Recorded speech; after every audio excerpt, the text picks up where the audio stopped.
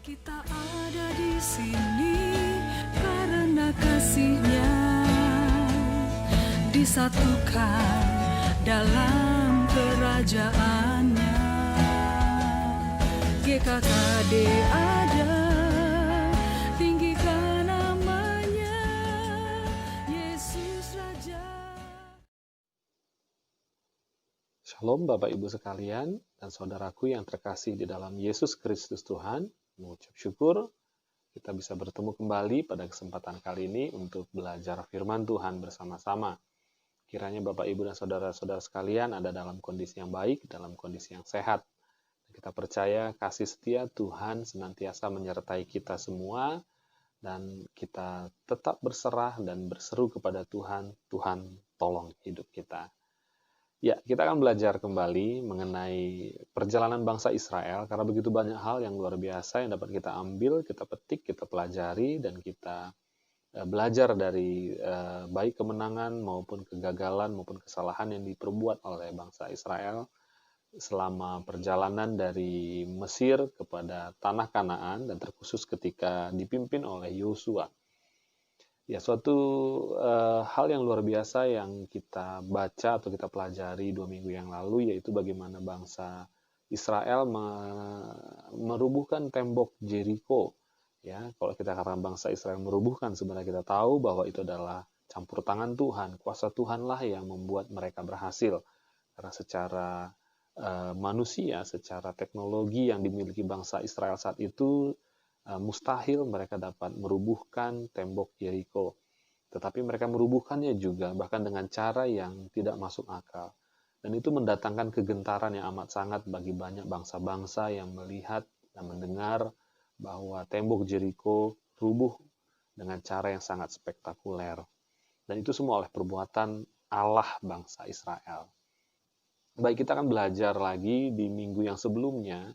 Kita belajar bagaimana setelah kemenangan yang gilang gemilang yang diperoleh oleh bangsa Israel, mereka justru takluk oleh sebuah bangsa yang lemah, ya, karena bangsa Ai sebenarnya bukanlah bangsa yang kuat seperti bangsa Yeriko, tetapi mereka yang saya maksud adalah bangsa Israel mengalami kekalahan yang fatal ketika berperang, ketika mencoba merebut kota Ai. Ya, dan kita minggu lalu belajar di mana kesalahan itu. Sederhana dan selalu masalahnya adalah bangsa Israel berbalik setia dari perintah Tuhan. Jadi ada sesuatu yang mereka langgar, ada sesuatu yang mereka tentang dari Tuhan. Dan Tuhan katakan itu adalah bentuk berbalik dari kesetiaan mereka kepada Tuhan. Yang terjadi adalah bangsa Israel kalah melawan bangsa Ai.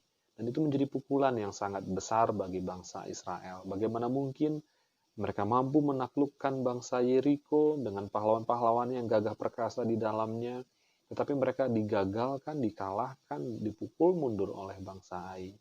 Nah, kita sudah belajar bahwa di situ tidak ada penyertaan Tuhan. Kenapa mereka gagal? Tidak ada penyertaan Tuhan. Jadi nyatalah sebenarnya kemenangan demi kemenangan yang diperoleh oleh bangsa Israel semata-mata karena kemurahan Tuhan. Semata-mata karena adanya penyertaan tangan Tuhan di dalam bangsa Israel. Nah, begitu juga hidup kita. Kemenangan demi kemenangan, keberhasilan demi keberhasilan di dalam hidup kita. Pastilah itu semua karena adanya campur tangan Tuhan.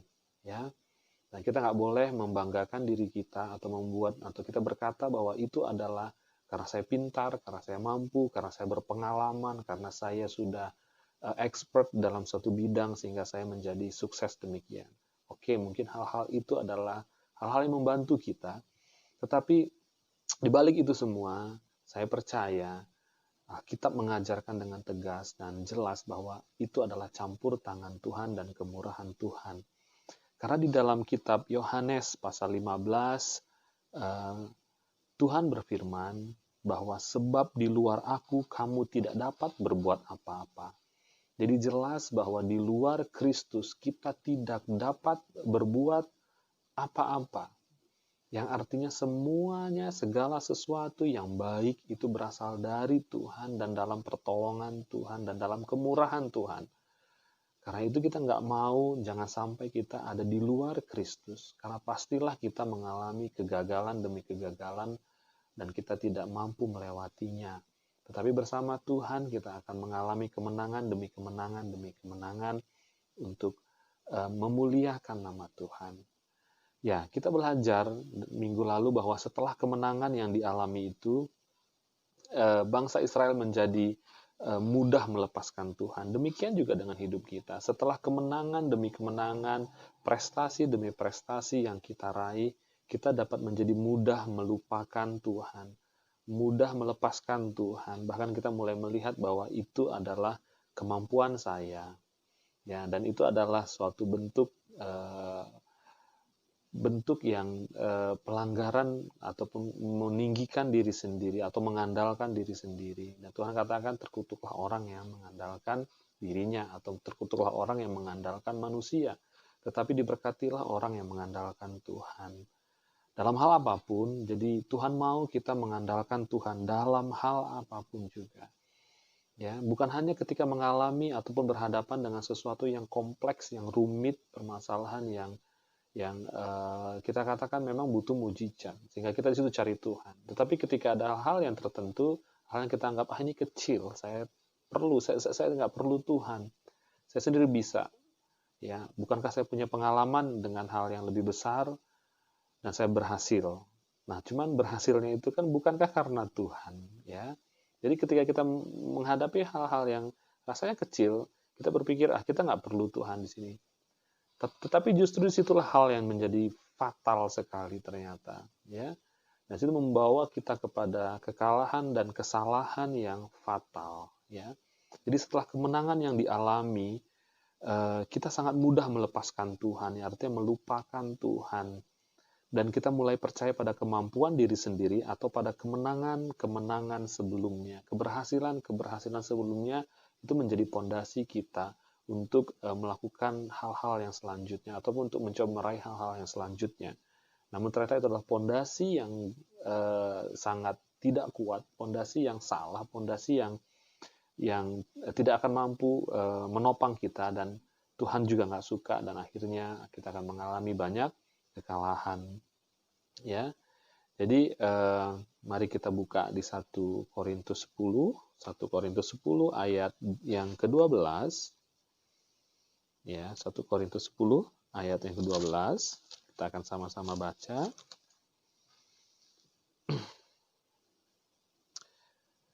Ya. Firman Tuhan berkata, "Sebab itu siapa yang menyangka bahwa ia teguh berdiri, hati-hatilah supaya ia jangan jatuh." Ya.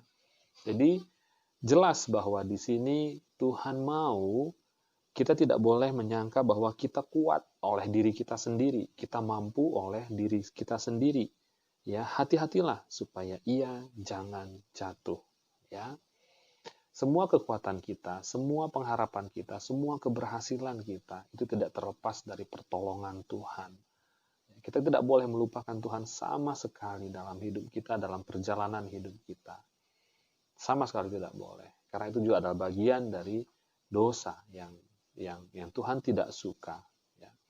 Nah, di sini kita bisa melihat bahwa Yosua adalah seorang pahlawan iman yang luar biasa. Yosua adalah pahlawan yang sudah Tuhan tetapkan untuk memimpin bangsa Israel menuju tanah Kanaan. Tetapi Yosua pun tidak lepas dari kesalahan, tidak lepas dari kelalaian, dan mengakibatkan juga bangsa Israel mengalami hal yang fatal. Ya. Walaupun memang ketika kita pelajari itu bukan salahnya Yosua, ya. Ada seseorang yang bernama Akan, ya. Akan inilah yang membuat bangsa Israel menjadi gagal. Kenapa? Karena murka Tuhan kepada Akan mengakibatkan kegagalan bangsa Israel. Ya, jadi boleh dikatakan bahwa dosa Akan berpengaruh kepada satu bangsa. Demikian juga dengan kita sebenarnya. Ketika kita berdosa, ketika kita meninggalkan Tuhan, ketika kita berkata bahwa toh saya yang berbalik dari Tuhan, kalian nggak ada masalah. Sebenarnya dosa, ya oke, kitanya yang berdosa, kita yang benar-benar mengalami dosa, kitanya akan mengalami maut. Tetapi faktor yang lain, yaitu efeknya bisa kena kepada orang di sekitar kita, ya, bisa mengenai orang di sekitar kita. Contoh sederhana, ya, ketika seorang suami tidak hidup dalam takut akan Tuhan, ketika seorang suami hidup di dalam dosa apapun itu bentuknya, terlebih lagi dosa perzinahan dan percabulan, ya, efeknya apa? Dianya yang berdosa, tetapi bukankah anak dan istrinya ikut menanggung hal-hal dari efek dia melakukan hal tersebut, ya? Dia menjadi nggak setia dengan istrinya, dia mulai kasar dengan istrinya, dan itu adalah efek dia yang berdosa, tetapi yang lain pun akan menerimanya, efek yang negatif tersebut, ya. Jadi efek yang ditimbulkan dari dosa satu orang dapat juga mempengaruhi efeknya saja, tetapi dosanya tentu kepada orang itu ditanggungkan. Kita baca dari pasal ke-7, kalau sampai selesai pada yang terakhir, akan akhirnya dihukum oleh Tuhan, ya, karena dosanya, ya, melanggar firman Tuhan, ya. Baik, di sini kita lihat bagaimana Yosua adalah seorang pahlawannya Tuhan, ya. Dari kegagalan bangsa Israel, dan dia mengambil tanggung jawab, dia mencari wajah Tuhan, dia berseru kepada Tuhan. Jadi para tokoh Alkitab di sini pun sebenarnya pernah mengalami gagal secara dramatis, kalau boleh saya katakan, gagal secara dramatis.